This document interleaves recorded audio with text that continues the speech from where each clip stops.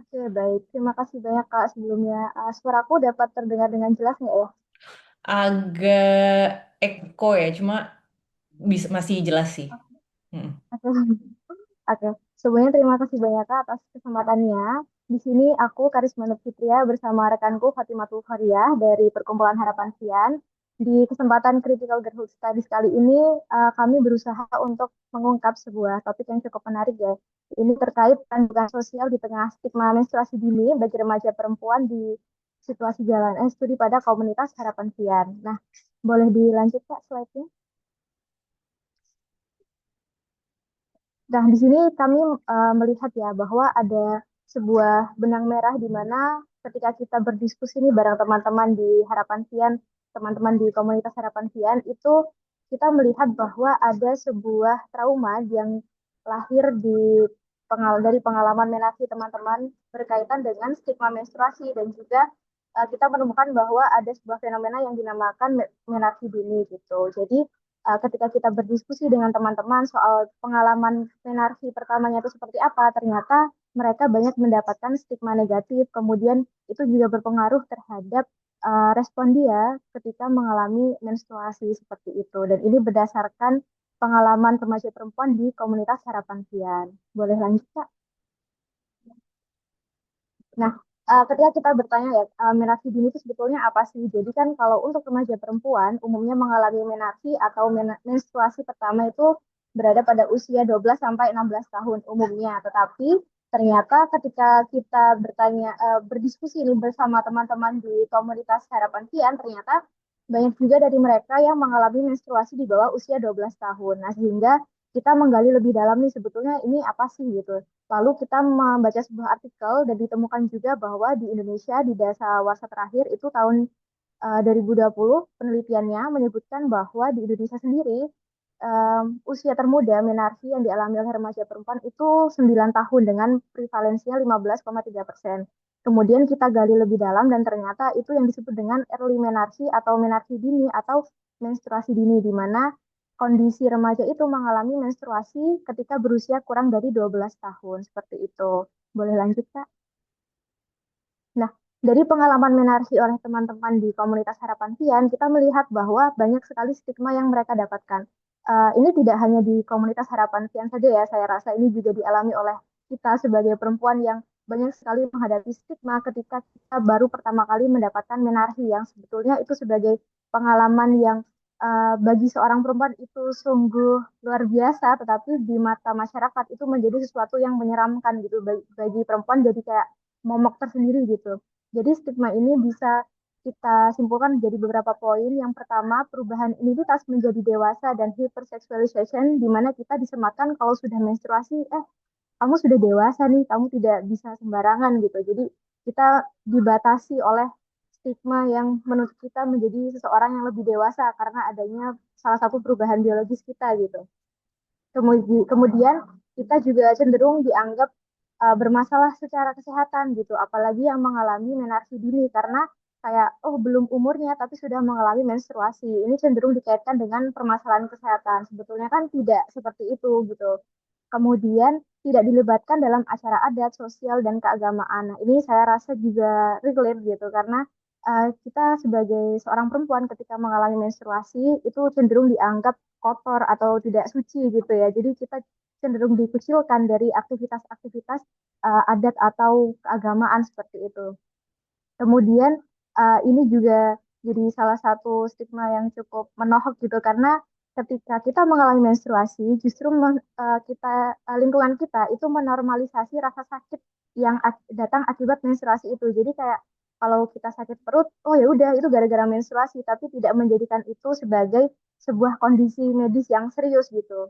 Kemudian stigma sosial itu kemudian juga berdampak pada body shaming bahkan mencapai ke tindak bullying gitu karena ketika teman-teman yang mengalami menarki dini itu sering kali disangkut pautkan karena memiliki badan atau postur tubuh yang cukup berisi atau dan semacamnya gitu. Jadi mengakibatkan adanya bentuk body shaming bahkan sampai bullying ke teman-teman yang mengalami hal itu. Nah, dari sinilah pada akhirnya saya dan teman-teman itu melihat ada sebuah trauma, pengalaman trauma dan juga ada hubungan antara pengalaman menstruasi pertama, terutama yang mengalami menarki dini, kemudian stigma sosial terkait menstruasi itu sendiri, lalu melihat adanya bentuk dukungan-dukungan yang hadir atau tidak dalam pengalaman menarki pertama yang dialami oleh teman-teman tersebut.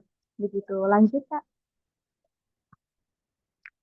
Nah, kemudian kita untuk menggali isu ini, kita melihat dari tiga fokus ya, di mana kita ingin menggali lebih jauh sebetulnya bagaimana sih bentuk dan peran dukungan sosial itu yang diterima oleh perempuan dengan riwayat menarki dini di lingkungan perkumpulan Harapan Fian, kemudian seperti apa dukungan sosial itu berperan dalam membantu remaja perempuan merespon stigma sosial di lingkungannya, dan bagaimana masalah yang dihadapi oleh remaja perempuan itu yang mengalami menarki dini di lingkungan komunitas perkumpulan Harapan Fian. Lanjut. Nah, dalam penelitian ini kami menggunakan metode penelitian kualitatif dengan teknik wawancara dengan pengambilan sampel itu purposive sampling, di mana ada tiga kriteria yang kami tekankan. Yang pertama, perempuan yang aktif berkegiatan di Harapan Fian. Lalu yang kedua, memiliki pengalaman menarki dini di bawah usia 12 tahun. Lalu yang ketiga, ini menjadi poin yang penting, bersedia membagikan pengalaman menarki dini secara terbuka dan jujur. Sehingga dari ketiga kriteria ini kita mendapatkan 5 informan berdasarkan kriteria tersebut untuk diwawancarai lebih lanjut. Seperti itu. Lanjut, Kak. Nah, dari apa yang sudah kami sampaikan tadi, kita melihat bahwa ada fenomena yang muncul nih, ada keresahan di mana remaja perempuan yang mengalami menarki dini atau early menarki itu semakin rentan mendapatkan stigma negatif, di mana stigma menstruasi itu kan sangat kuat mulai dari menstruasi yang dianggap tabu, kemudian dianggap kotor atau tidak suci, body shaming, dikaitkan dengan kedewasaan seksual, bahkan merujuk ke pengucilan atau ejekan. Kemudian hal ini tuh ternyata berdampak secara langsung kepada remaja ketika dalam merespon pengalaman menarki pertamanya gitu. Dia mengalami rasa malu, bingung, takut, minder, kemudian tidak siap menghadapi perubahan tubuh, bahkan rentan mengalami kekerasan seperti itu. Nah, dari fenomena stigma kemudian dampak yang dialami oleh remaja, kita melihat ternyata ada loh dukungan sosial yang hadir dan bahkan ada juga yang tidak hadir di situ untuk membentuk respon adaptif remaja itu lahir di situ, dan kita menggunakan di sini kerangka dari teorinya House di mana ada 4 dukungan sosial yang bisa diberikan, yaitu dukungan emosional, kemudian dukungan informasional, lalu dukungan instrumental, dan juga dukungan appraisal. Lalu dari dukungan inilah kemudian kita melihat bahwa oh ini berhubungan dengan ada atau tidaknya kesadaran kesehatan reproduksi sebagai fondasi dukungan sosial yang responsif. Kemudian uh, merujuk lagi kepada respon adaptif yang dihasilkan oleh remaja. Apakah dia mampu menerima dirinya dengan baik, ataukah dia memiliki kepercayaan diri yang baik, atau dia memiliki kesiapan menghadapi menstruasi, dan bahkan apakah dia mampu menghadapi stigma tersebut dengan baik, atau justru menginternalisasi stigma tersebut ke dalam dirinya sendiri gitu. Lanjut, Kak. Nah, dari beberapa pemaparan tadi, kita kemudian melakukan wawancara lebih lanjut bersama teman-teman dan ditemukan hasil di mana respon awal ketika mengalami menarki, sebagian teman-teman itu mengalami perasaan yang kaget, bingung, bahkan cemas ya karena minimnya edukasi awal. Kecuali pada salah satu partisipan, di sini kita kodekan sebagai P2, di sini dia justru mendapatkan edukasi yang cukup baik gitu dari orang tuanya. Dia mendapatkan literasi soal kesiapan reproduksi seperti itu ketika akan menghadapi menstruasi, dan dia mendapatkan itu sehingga tidak mengalami gangguan kecemasan seperti itu. Tetapi di teman-teman yang lain justru mengalami perasaan cemas seperti itu karena kayak di apa ya? Karena ketidakadaan dukungan sosial yang hadir di situ, jadi membuat mereka merespon pengalaman menarki pertamanya itu secara tidak baik gitu.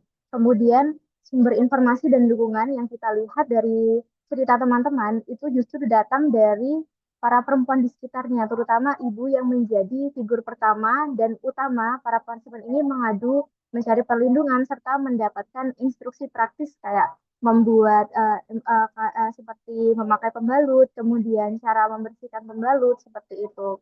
Kemudian peran teman sebaya ini juga cukup penting ternyata dalam membentuk pengalaman perempuan ketika mengalami menstruasi, karena di beberapa informan itu justru mendapatkan dukungan yang cukup besar dari teman-teman sebayanya. Tetapi dari salah satu informan dari P5 itu justru mengalami hal berbeda. Dia tidak mendapatkan dukungan sama sekali dari teman-temannya. Bahkan dia mendapatkan pengucilan dari teman sebayanya karena dianggap masih kecil kok sudah menstruasi seperti itu. Nah, ini kan membentuk pengalaman traumatis si P5 ini ketika mengingat kembali pengalaman menarsi pertamanya seperti itu. Lanjut, Kak. Nah, kemudian dari temuan-temuan yang sudah kita katakan tadi, kita membahas ini dalam tiga pokok bahasan. Yang pertama, peran perempuan sebagai sumber dugaan utama bagi remaja perempuan yang mengalami menstruasi dini, kemudian dugaan sosial sebagai bentuk respon adaptif, dan kesadaran kesehatan reproduksi sebagai fondasi dukungan sosial yang responsif. Lanjut, Kak. Nah, dari kita melihat peran perempuan ini sebagai sumber dukungan, kita melihat bahwa ibu dan juga peran perempuan di sekitar remaja yang mengalami menstruasi dini itu berperan cukup besar, mulai dari guru, kemudian teman perempuan, bahkan kakak kelas perempuannya begitu. Jadi mereka ini memberikan dukungan juga secara holistik saat remaja tersebut mengalami menstruasi pertama kali. Nah, di sini kita coba menyajikan beberapa kutipan dukungan yang ditampilkan oleh teman-teman, yang dialami teman-teman. Di sini ada dukungan emosional, salah satunya di mana P1 menyatakan bahwa respon dari teman-temannya dan guru itu justru merayakan pengalaman menstruasi pertamanya gitu. Jadi tidak mendapatkan diskriminasi atau pengucilan seperti itu. Kemudian P3 ini juga menyatakan adanya dukungan instrumental di mana dia uh, di sama ibunya ini diajari cara memakai pembalut dan juga MKM seperti itu. Lanjut, Kak. Nah, dari dukungan sosial sebagai pembentuk respon adaptif ini, kita bisa melihat ya bahwa penerimaan dan bentuk dukungan sosial yang diterima remaja itu sangat memengaruhi secara langsung bagaimana mereka memaknai tubuhnya dan menyesuaikan diri terhadap perubahan biologis setelah mereka mengalami menarki gitu, terutama bagi teman-teman yang mengalami menarki dini. Nah, kita bisa melihat ini ada bentuk dukungan yang diterima dan tidak diterima oleh teman-teman di komunitas. Salah satunya di sini ada yang dari dukungan emosional yang datang dari P5 yang dia justru diejek dari teman-temannya ketika mengalami menstruasi. Kemudian P4 juga menyatakan bahwa ketidakadaannya dukungan appraisal dari lingkungan sekitarnya, di mana dia justru dibandingkan dengan temannya yang sudah pubertas dengan postur tubuh yang berbeda gitu. Karena P4 ini dianggap masih kecil karena postur tubuhnya tuh belum pantas gitu mengalami menstruasi. Padahal secara kondisi dia sudah mengalami menstruasi begitu. Lanjut, Kak.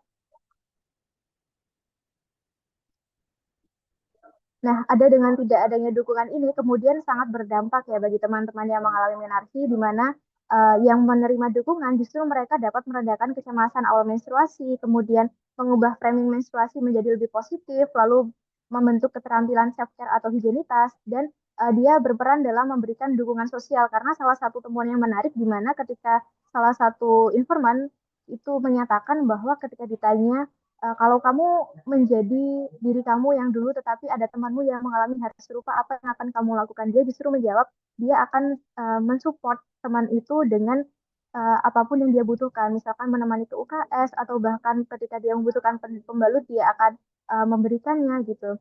Jadi hal ini juga sangat penting ya ketika dukungan sosial itu diterima, dukungan sosial yang kita terima itu juga akan kita keluarkan ke lingkungan sekitar kita gitu. Tetapi dampak tidak ada dukungan sosial itu juga berpengaruh bagi teman-teman di mana rendahnya self-esteem terkait menstruasi, kemudian menginternalisasi stigma negatif terhadap dirinya, lalu ketidakhadiran dukungan sosial ini juga membuat perempuan mencari solusi secara mandiri seperti itu. Lanjut, Kak.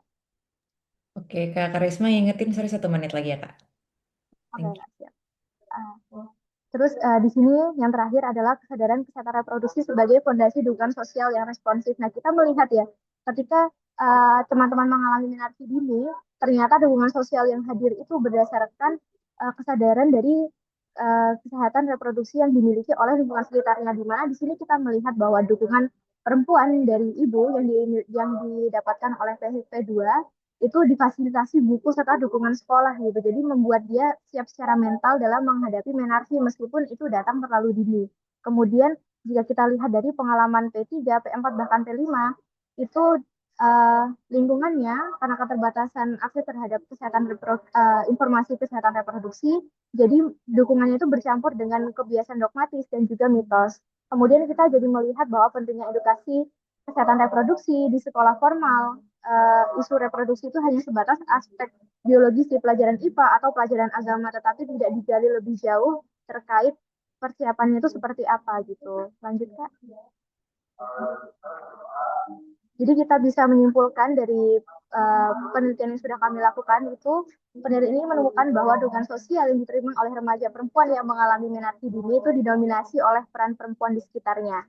Jadi penelitian ini menegaskan pentingnya penguatan edukasi kesehatan reproduksi yang berbasis medis dan berbasis gender sejak tingkat sekolah dasar atau di lingkungan keluarganya agar bisa mendukung teman-teman kemudian yang remaja perempuan yang mengalami menarki bisa diberikan dukungan secara suportif dulu, tidak hanya secara emosional tapi juga tepat secara ilmiah dan bebas dari stigmatis seperti itu. Boleh dilanjut, Kak? Ini referensi yang kami bisa tampilkan teman-teman, nanti bisa diakses. Lanjut. Baik, terima kasih. Mungkin itu yang bisa saya sampaikan bersama rekan saya. Iya, terima kasih.